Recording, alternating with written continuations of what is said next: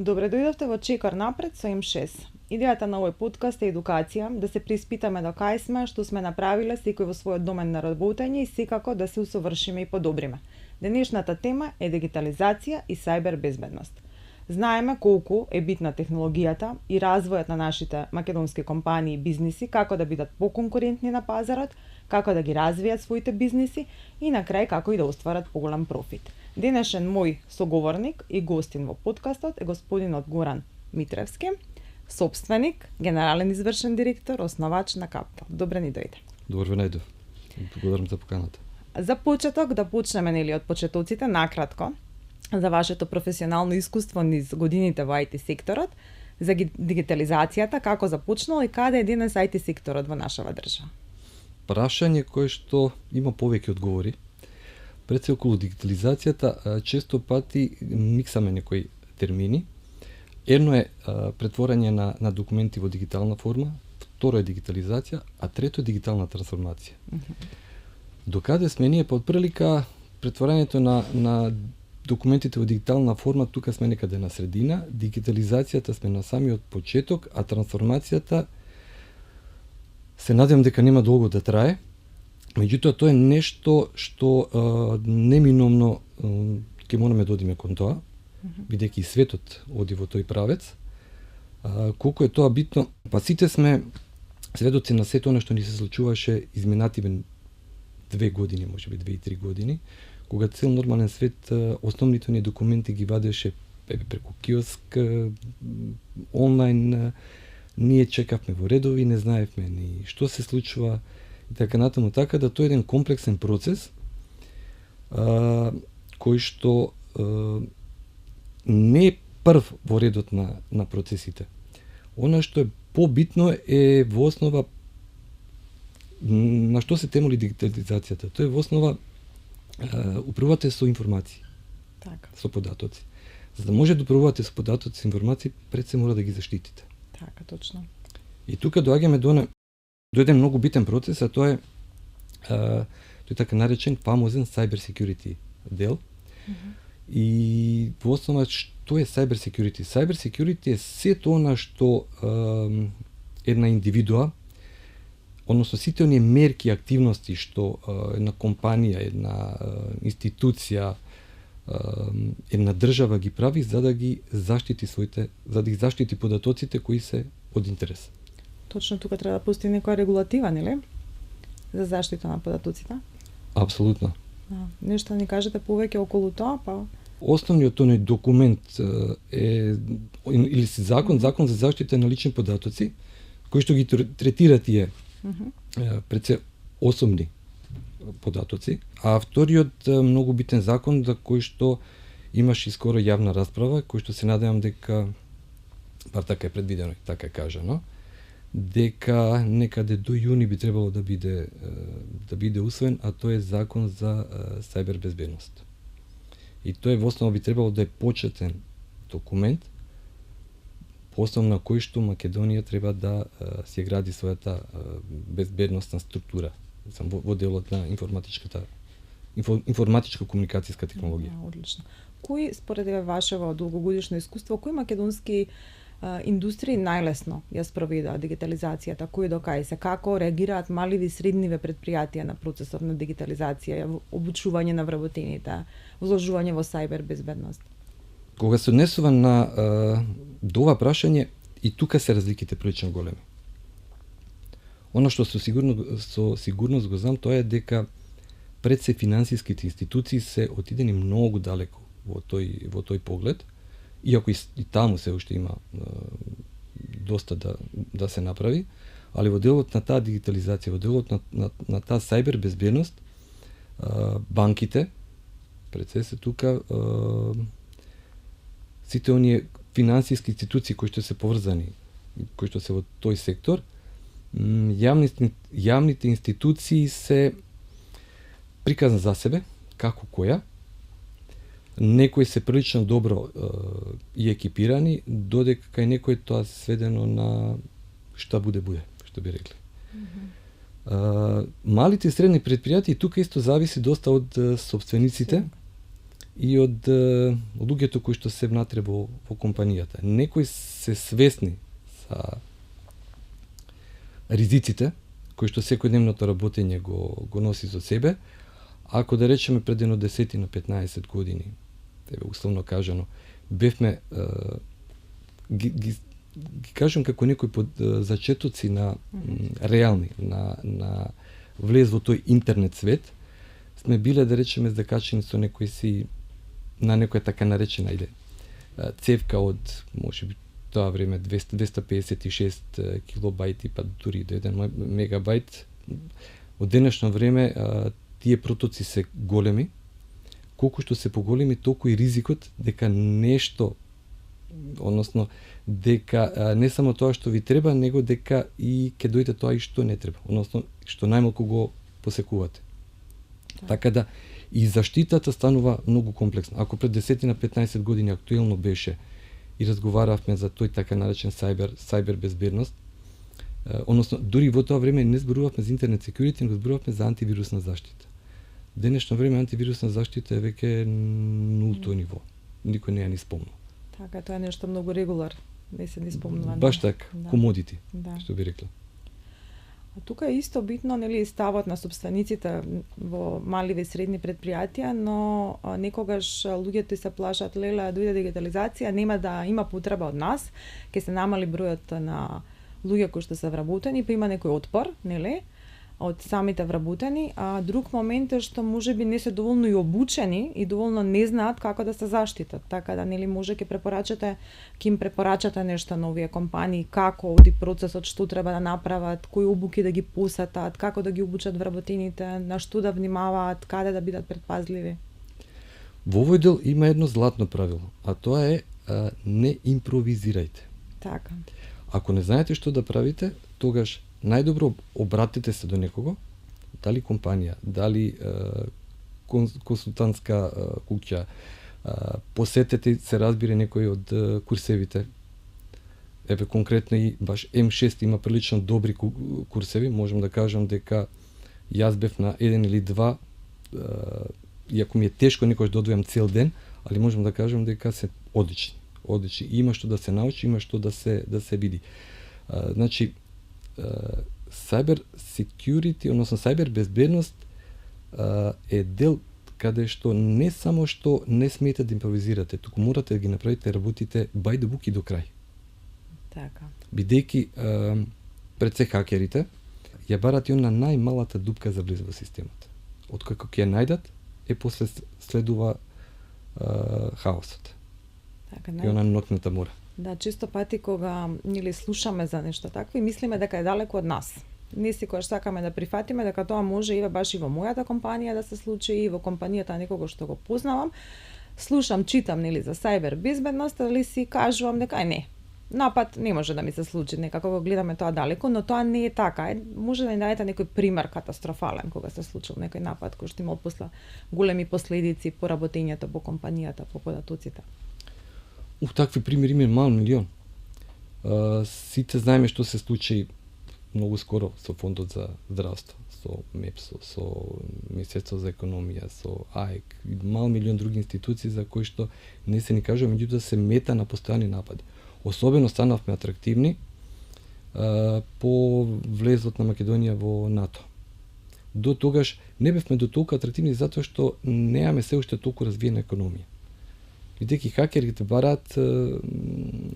барат нешто вредно. Што се однесува до заканите, треба да сватиме дека ние сме, особено преку нашите мобилни телефони, сме присутни на интернет 24/7. И при тоа менуваме различни мрежи, различни Wi-Fi аксеси, доаѓаме до, не знам, ќе влеземе во кафич, ќе се закачиме на едно Wi-Fi, не знаеме кој таму вреба што може да инсертира во телефонот. Со тој телефон доаѓаме до фирма. Фирмата исто се прикачуваме преку телефонот на Wi-Fi, на Wi-Fi мрежата и сето тоа, знаете како? Ако некој има некои злонамерни намери, он тоа знае како да го искористи.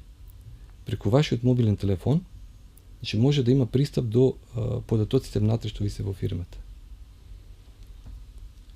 И тогаш сето тоа се случува толку брзо, а од денешно време особено со развојот на вештачката интелигенција. Од една страна имате вештачката интелигенција помага доста и во делот на заштитата, меѓутоа иста така вештачката интелигенција па ја злоупотребуваат од другата страна. Односно преку таа вештачка интелигенција се прават алатки кои што се прилично брзи. Така да, и ако од другата страна немате соодветни алатки, соодветни хардвери и софтвери за да се спречат такви напади, тие се одвиваат страховито брзо. А до прашањето, луѓето вработените се исплашени со развојот на новата технологија, па знаете како и пред 25 години кога компјутери 30 години кога стапува на сцена, многу луѓе беа исплашени дека компјутерите ќе ги заменат нивните работни места. Меѓутоа што се случи? Се случи една трансформација во основа. Компјутерите во тоа време си преземаат своја улога, меѓутоа повозможи развој на некои други нешта. Така да факт е дека светот станува се побрз и побрз. И знаеме дека во денешно време, ако пред 20-25 години, јас се сеќавам кога јас почнав со работа, ќе излезете од канцеларија, ако немате мобилен, кога ќе се вратите, тогаш ќе одговорите, тогаш ќе кажете тоа што треба да кажете.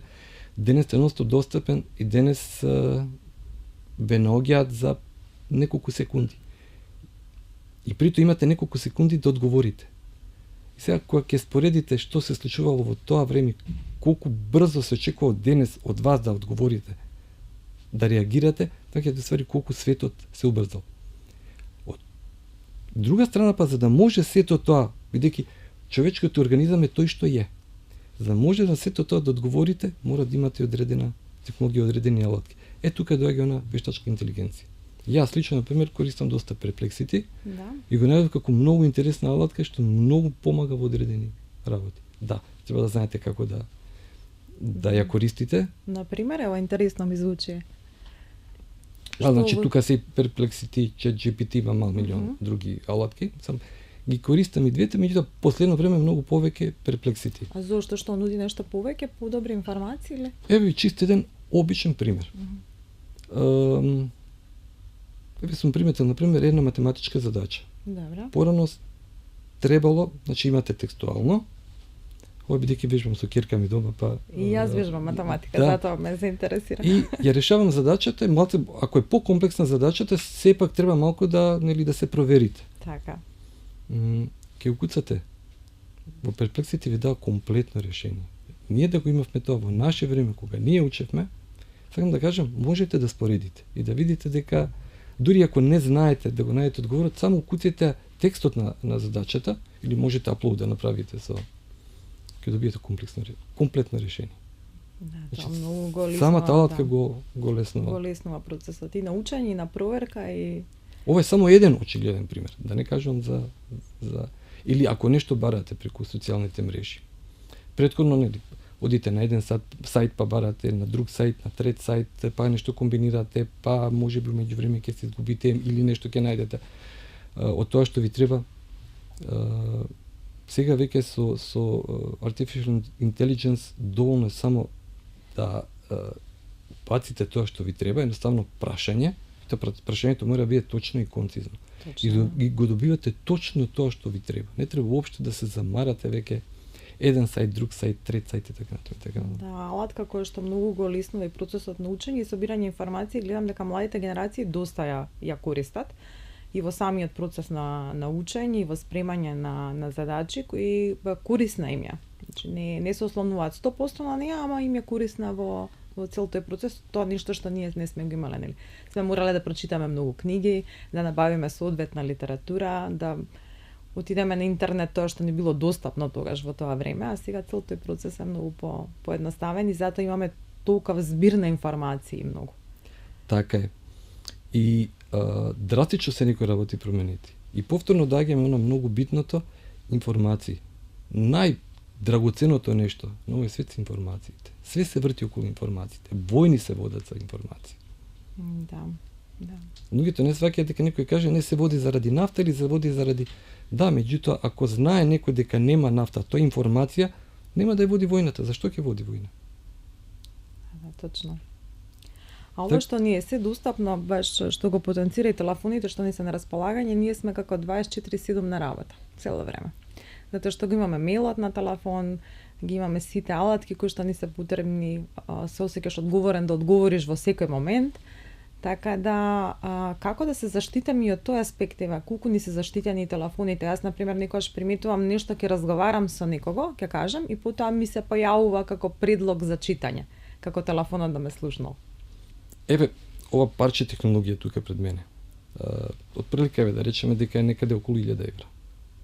Во оној момент кога ќе го купите и кога ќе отворите фолијата, прилика изгуби на својата цена 50 евра.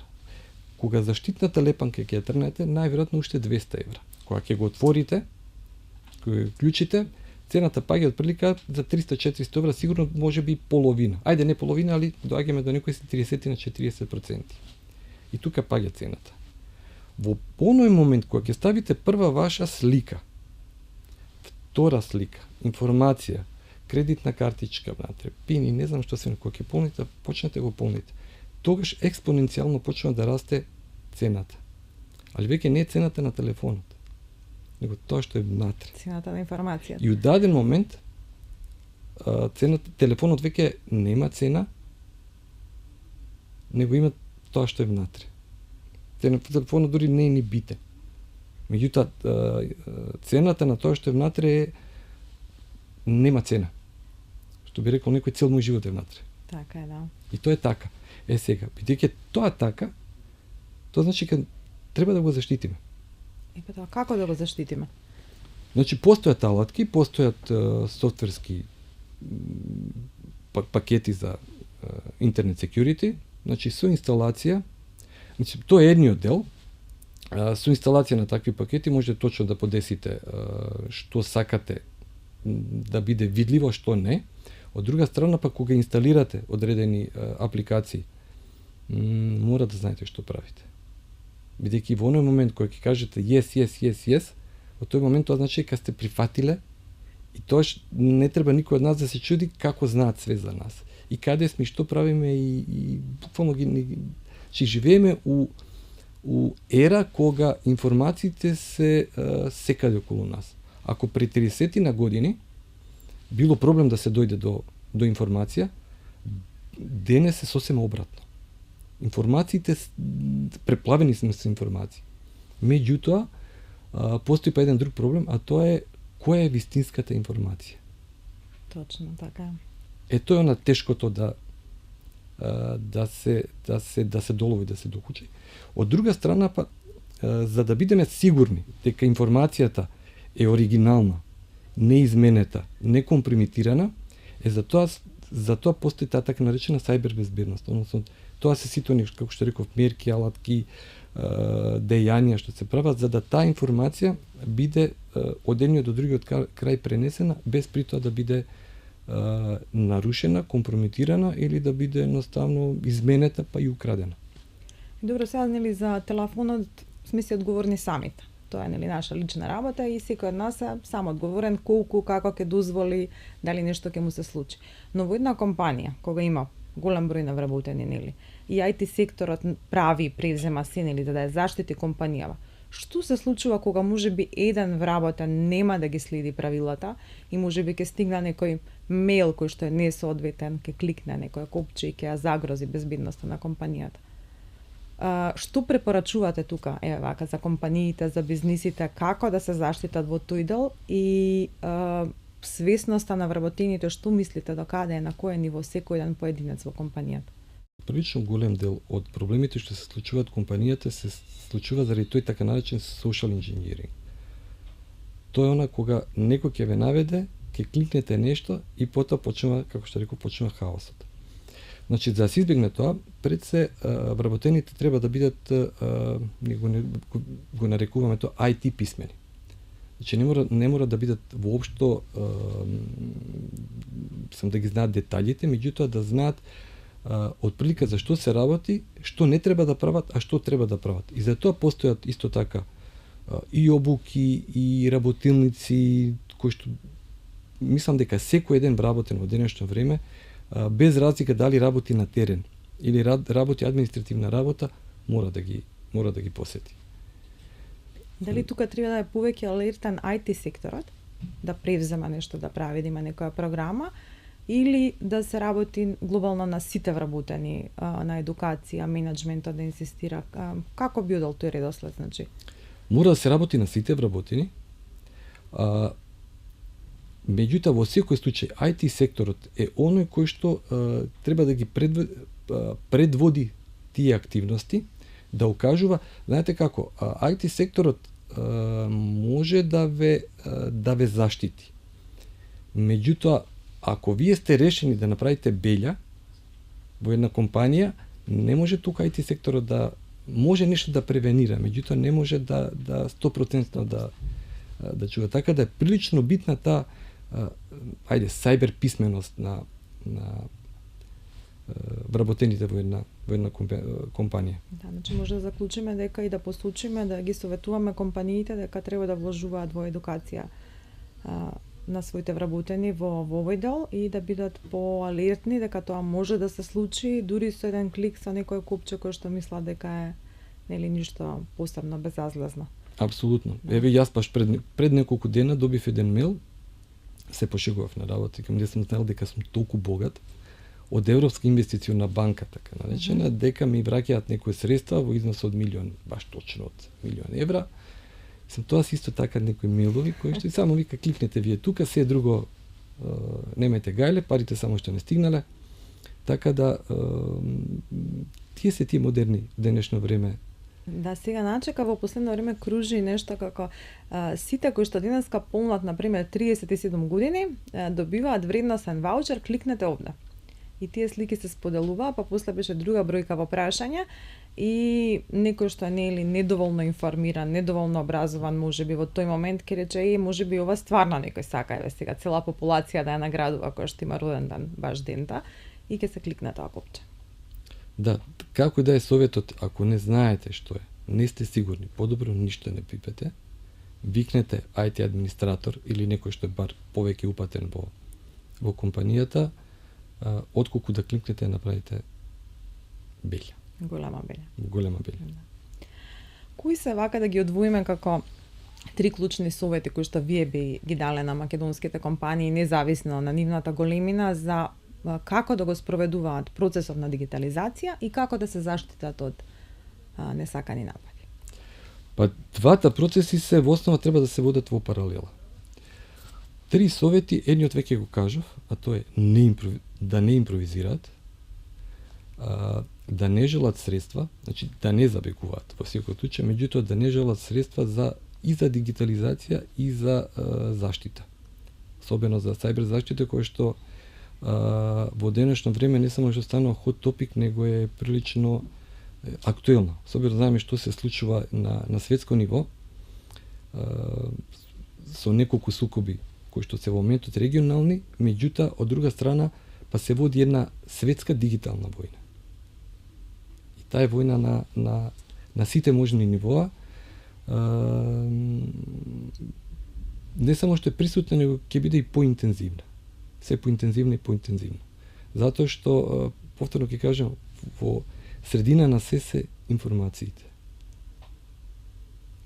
А третата, значи првото е не импровизирајте, второ вложете, а третото е не губете време затоа што и дигитализацијата и сајбер безбедноста не само што брзо доаѓаат, него верувам дека ќе бидат многу брзо и нешто како комодити.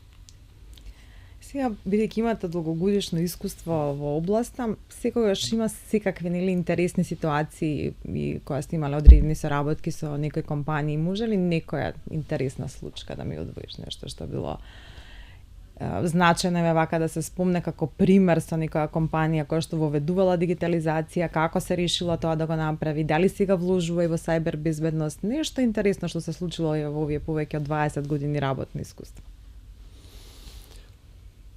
Имало секакви примери. Од, да не речеме оние смешни, па до можеби трагикомични. Во секој случај, знаете како, ајде се навраќам, ќе почнем од некои зачетоци пред 10 години, кога почнуваше да станува актуелно ајде не до толку дигитали. Меѓутоа, да, тргнавме ние со дигитализација прилично добар пред едно 10-15 години. Што се случи, како се случи, зашто тоа се случи, тоа оставам за некој друг подкаст. Зашто едноставно застанавме во тој процес. Меѓутоа, што се случуваше, да речеме, да зборувате за заштита, интернет заштита, интернет security, и гледате дека тој човек, нема да спомнам кој што и како, не би било фер, меѓутоа вози кола од сигурно од 100.000 евра во тоа време, само едната гума секајам беше околу 2-2.500 евра. Вие го убедувате да стави интернет security, односно да стави еден firewall со кој би се заштитил, целата компанија би се скапо ми. И вие вака го гледате и тој момент на масата гледате дека до пола му испушена пурата која што кошта 100-150 евра, скапо ми. И не знаете во тој момент како да реагирате. Знаете колку е битно, меѓутоа од другата страна имате некој кој што очигледно не ја сваќа битноста и важноста. До моментот кога ќе го видите како оди со папката да купи биткоини и кјути при тоа не ви каже што се случило. Така да имало и такви случаи. Значи сепак треба да работиме и на свесноста. Апсолутно. Да. Апсолутно. Тргнуваме и од себе за некои работи. Знаете како, не сте свесни додека не ве погоди. Кога ќе ве погоди, онда можете само да се надевате дека не е премногу доцна. Да, затоа викам, никогаш мислиме дека работите се случуваат подалеку од нас и мислиме дека тоа нема да ни се случи на нас, но кога ни се случи, викаме, касно е. Зошто не го направив ова порано? Значи, треба да работиме на подигнување на свесноста од потребата за заштита на информациите што ги поседуваме во компанијата, едукација на вработените, да вложуваме во дигитализација. Апсолутно. Од друга страна, па има компании кои што прилично сериозно се зафаќаат со оваа проблематика и прилично сериозно и инвестираат и ја третираат. Затоа си успешни на крај. Да, затоа што и успехот на една компанија и квалитетот што ќе го испорача према клиентите и самиот раст неизин зависи од тоа колку нели е брза, дигитално, со најнови технологии вложени, да има безбедност, клиентите сакаат и безбедно да се осеќаат. Апсолутно. Можете да замислите еден индустријски процес. Иако често пати се кажува дека сите тие индустријски процеси, односно скаде системите се изолирани системи, не се на под наводници не се директно на интернет, така наречен интернет, меѓутоа не е баш така. Може да замислите кога еден таков, само еден контролер да е блокиран. Може да мислите цело производство мора да го стопирате. И при тоа, кога ќе вратите во нормална состојба, прво прашањето дали е навистина нормална состојбата. Тоа автоматски повлекува со себе и губење на профит, се разбира, проблеми во производство. В денешно време се почести се проблемите што се уват. Особено во индустријата. Еве ќе ви кажам еден обичен пример. Ако ова ми ствари нешто што го слушам не на конференција за сајбер безбедност, еден од гуруата во тоа време, и денес е, каже на многу интересна работа, вика, денешно време за направите проблем, не ви треба воопшто атомска бомба да направите. Доволно е да имате еден лаптоп, да знаете што правите, и со тој лаптоп да влезете некаде, во некоја нуклеарна електрана, да влезете во некоја хидроцентрала, да отворите вентили или да запрете ладењето на нуклеарната електрана, останатото дека природата ќе си го направи своето. Сега да ви кажем колку е моќта на интернет технологијата. Од една страна, да, и за употреба, меѓутоа од друга страна имаме и злоупотреба. Не се сите не сакаат сите да употребуваат, не сакаат да злоупотребат. Еве сега ми се отвара прашањето, што мислите колку на факултетите, еве на студентите кои што станели спремни да почнат да работат во компаниите, новите академски граѓани, колку е застапено ова како едукација и предмет во овие образовни институции, колку новиве кадри што ни доаѓаат, новиве потенцијали за во компаниите се спремни и свесни пред да влезат да работат за оваа проблематика? Па ние можам да кажем дека прилично често примаме студенти на пракса. Колку е тоа присутно не знам точно, меѓутоа мислам дека не е присутно доволно. И се зависи од кој факултет доаѓаат. Ако зборуваме за електротехничка, односно ФЕИТ, факултетот за електротехника и информатички технологии, од кој што јас доаѓам, таму верувам и знам дека е присутно. Финки предпоставувам, а за другите факултети навистина не можам да тврдам, меѓутоа мора да се работи на тоа дефинитивно, затоа што сите тие студенти прашање на ден кога ќе влезат некаде да работат и не сам ако они имаат доволно познавање и на тие постарите генерации што седат до нив многу лесно и брзо ќе им пренесат. Повторно се враќам на што го кажав пред малку на оној social engineering како една од формите на сајбер закани, може да му кажат на тој постар вработен колега да не пипа, ќе дојде некој кој што ќе го среди тоа. Размислувајќи на оваа тема, ми дојде како идеја, еве и како прашање, дали некогаш сте направила во соработка со некоја компанија, нели во соработка со IT секторот, договорно, фейк напад, без да знаат вработените, па можеби без да знае менеджментот. Во сопствена компанија, во мојата? Да. Не сум го направил, ама добра идејата и морам да искористам дефинитивно да видам како моите вработени и кои од вработените би реагирале и како. Така да дефинитивно ќе го направам и ќе споделам искуство. Супер, па можеби да се примени после како пракса во соработка со некои други компании и чисто да знаеме која ни е слаба карика во компанијата, кој би можел да е подлежан на некој сајбер напад, па тука да работиме малце повеќе.